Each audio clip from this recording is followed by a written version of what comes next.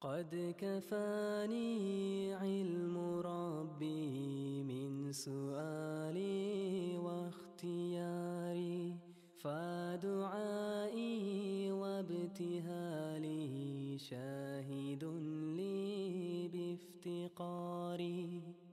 Allah's blessings be upon him has spoken about when you are unable to live as a Muslim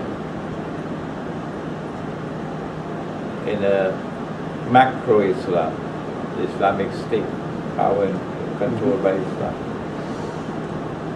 then you should try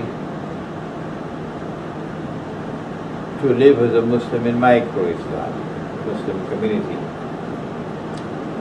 small community which lives in accordance with Islam. When that also is not possible, he says, then at that time the best property of a Muslim would be some sheep that he would take with him to the mountainsides and to places where rain falls, seeking to preserve his way of life. So dairy farming, and because of rain, food crops. So you are dependent for water on the sky rather than under the earth. And he who created us can send water from the sky, rainwater.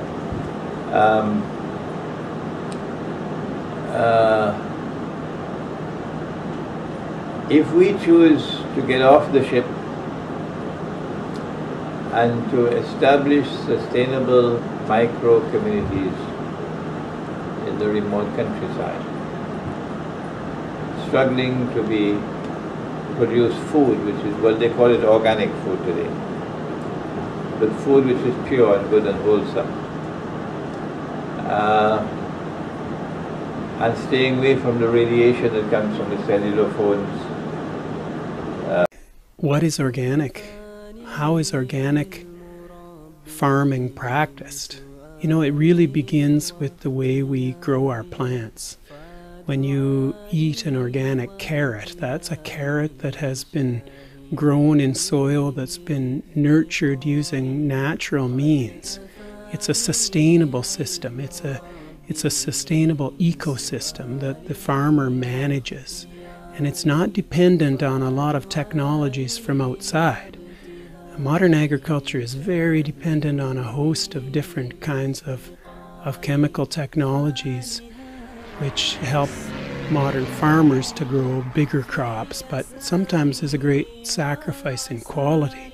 So what organic farming is going back to that healthy soil, a sound ecosystem out of which grows a healthy plant.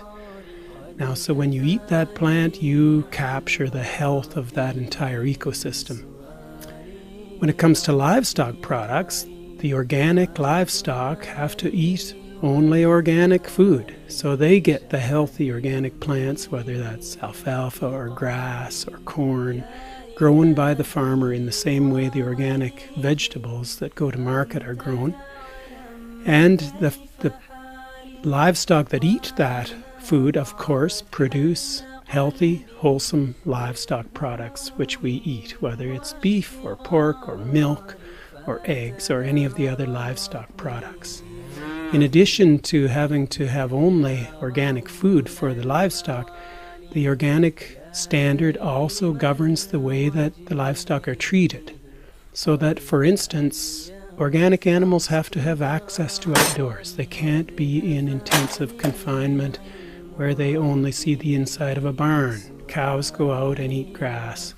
Even chickens and turkeys get a chance to see the light of day. These are very important issues for the health of the animal and ultimately for the quality of the product that goes to the consumer. And they also address the concerns of consumers that the animals are treated in a humane fashion. All of this works together to create a very, very credible assurance that when the word organic is used, that there's something of real value, something really different that's happening in the production of that food.